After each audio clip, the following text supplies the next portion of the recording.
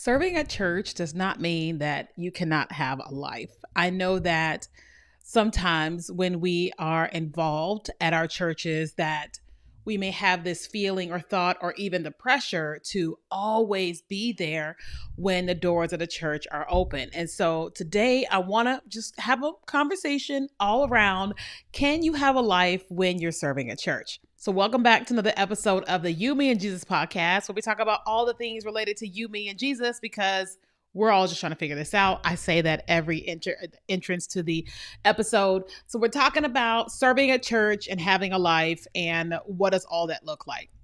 Now, anytime I talk about church, like an actual building, I feel like sometimes people may take it the wrong way. I feel like sometimes people feel like I'm saying that you are serving the world if you're not serving at church, right? And that's not exactly what I'm trying to say. What I am having a conversation around today is, here's the church building, here is the world. Can you have a life outside of going to church? Now, my answer is yes, you can. And my answer is also is you should have a life outside of the church building, because from a biblical standpoint, when I think about it biblically, I don't remember Jesus always being at church, right? I'm pretty sure that he was out and about a lot. Like when we hear all these different stories, we weren't really hearing about Jesus always being in one location, right? And because he's in that one location, everybody's coming to that one location. And then everybody that was his disciples and things like that, they were always in this one location. I don't remember that ever being in the Bible. And I'm pretty sure it's not in the Bible, right? Because I think that the church building, the way that we know it today, is very different from what was in biblical days, right? Not against it, right? I go to church every Sunday, right? I'm going to church tonight, all right? So not against it, but I am against kind of what is somewhat portrayed when it comes to being a good Christian or being a Christian in general. And that is the thought, feeling, or pressure that you have to always be serving God by always being in church. And I honestly don't think that that's the case. Okay.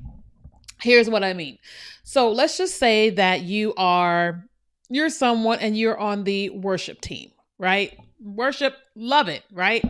Now, I think that the people that lead worship at church, that there's time for them to rehearse and there's time for them to actually lead, right? Now, if they work for the church, like that's their sole job, is they work for the church, their worship leader, that would make total sense why they're at church so much. But that person needs to also have a life outside of the church, okay? Because that person may have a family, that person has their own hobbies, that person has their home to take care of, that person has their health to take care of, that person has their own relationship with God that they have to cultivate, right? Outside of the church building. And a person can't have their own hobbies. A person can't keep their house clean, keep food. They can't do all these different things if they're always at church, right? Not to mention that God made us all multidimensional, multifaceted. And so that worship leader, they probably have, they like basketball, or they like going out to eat. They like playing games. They like to travel. They like to go swimming, whatever, right? And I don't think that the Bible or God is saying that that person needs to forsake all of that and always be at church. That to me doesn't sound right, right? That goes to the minister, right? Even down to the pastor. I don't think the pastor should be at church all day, every day. Why? Because I think too much of a thing will lead to burnout, period. I think that too much of a thing will lead to burnout. Okay. So I'll just give you an example. Back in the day when I was in Richmond, Virginia, I was always at church, always, always, always at church. And I found myself being just consumed with church, not with God, consumed with church and activities at church, that I cannot say that I had a real close personal relationship with God. I was at church, but not a close relationship with God. It wasn't until God asked me to leave that church that I started on this journey of learning about Him and me with Him, right? And when I left that church, I was so devastated because all the time that I invested at church, when I left, they just acted like I didn't even exist. And I was like, whoa. Now, I'm not saying every church is like that. I'm just giving you an example. So I didn't have a healthy balance between church and my life outside of my church, That goes to my business. I am a video marketing social media strategist. And with my work, I'm often creating content, posting content, engaging on social media and all that. And what started to happen over the last couple of years is that I found myself feeling burnt out because I'm always creating, always showing up, always, always, always, always. And then when I had my phone down, it was like there were two different realities, right? And there definitely is. I'm just giving an example. And I found myself having a hard time connecting when I wasn't on social media. I was like, oh, my real life, I was having a hard time, And then I started to say, I need to create some hobbies that have nothing to do with social media, that have nothing to do with work. And I was finding myself having a hard time figuring out, what do I like to do? I know that sounds crazy, but just hear me. When you're so focused on a thing, that's what you are, that's what you're focused on, And I started going, okay, I have to be on when I'm at work, and then I got to go out and do things. I got to go out and go to the gym and host game nights, go to comedy, just do things that have nothing to do with social media, things that don't have to do with work. And what I found was that I found myself enjoying life more, right? Now that I am about to start serving at my church in January, because you have to go through a process in order to serve at church, which I get. I'll start serving at church in January. I will have to remind myself of my own boundaries of okay, so I'll give you an example. I teach social media and consulting and all that. As I'm meeting people at church, a lot of people are like, oh, I could use help with that. Help with that. Right. And I am having to say to myself, hey, so stop introducing yourself as that.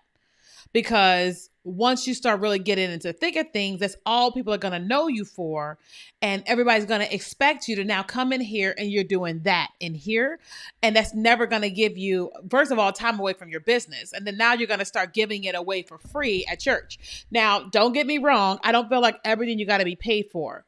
But, one thing I know is that if 100 people need help with social media and they find out that I can help them, 100 people, when they see me, that's all they're going to want to talk to me about. Right. And so I'm having to go, all right, start introducing myself and not letting them know anything about that, so that I'm not having to do that, because I don't want to do that at church. I want to do that at work. I don't want to do that at church. Right. But also, I'm going to have to remind myself that every single time there's something going on, I don't have to be there. Even if people invite me and tell me it's going to be amazing, I have to remind myself I don't have to be there for all that. I don't have to be there until the doors shut, right? So a lot of times what I see at our church is that when church is over, what people just stay around till 3 o'clock, 3:30, 4 o'clock, whatever. So it's great, right? But I have to remind myself that I can do that sometimes, but I don't have to do that all the time. Right? That all my friends don't all need to be at my church, so that I can meet people in different places or at different churches or whatever. Right? I have to remind myself that I enjoy cooking. I enjoy hosting. I enjoy traveling. I enjoy doing all these different things that have nothing to do with church, not God, that have to do with church. So that there's a balance in my life between work, church, and me or whatever. And the same thing that goes for pastors. I feel like pastors give a lot. They run the whole thing. The weight of the whole thing is on them. Then they are husbands or wives and fathers or fathers or mothers, son, all the different things or whatever, right?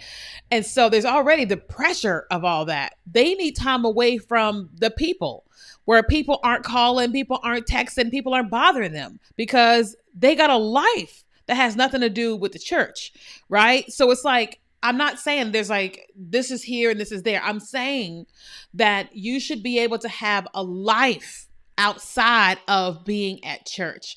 Now, I know this probably ruffles some feathers a little bit, but listen, I need you to see, I'm talking about church and not God.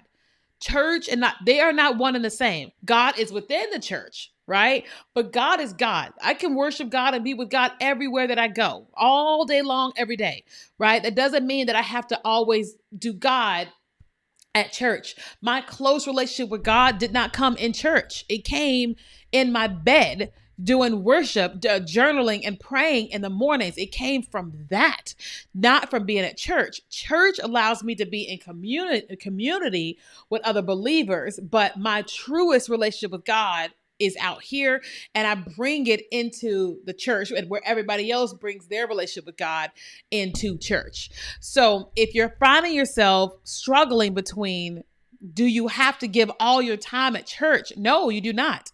And I don't need to know you or your church to be able to say that. You were not created to just spend all your time at church. No. God gives you desires. The reason why you like to knit is because God gave you that desire. The reason why you like fashion and painting and decorating and DIY stuff is because God gave you that. And He desires for you to be in that, to enjoy that in addition to whatever you may be doing at church. Okay. So this is 12 minutes, a short episode. But I wanted to just tell you that because we're getting ready to go into a brand new year, and there's going to be opportunities for you to do things at church, or people are going to want you to do things at church. And you get this amazing opportunity right now to make the decision that you are going to have God 100%, and you're going to have your life outside of church and then your life inside of church. And you're going to create some level of a balance, okay? Because your wife doesn't like the fact that you give your church all your time and you barely give her any. Or you give the church so much time, you barely give your family, your kids, your wife, your husband. No, you don't want to make the church a mistress. I know it sounds really mean when I say that, but you don't want it to be where you're like, what's the word for you are, what is the word? It's not avoiding. You're not, dang, what is that word? You don't want to be, I guess, making your family an afterthought, right? You don't want to be devoting so much time to church and the pastor that you are making your family an afterthought. That is not good. Don't do that. I have seen many people do that, and that causes a lot of issues, and you do not want that. That is not God's intent. No matter what man may say or woman may say, that's not God's intent.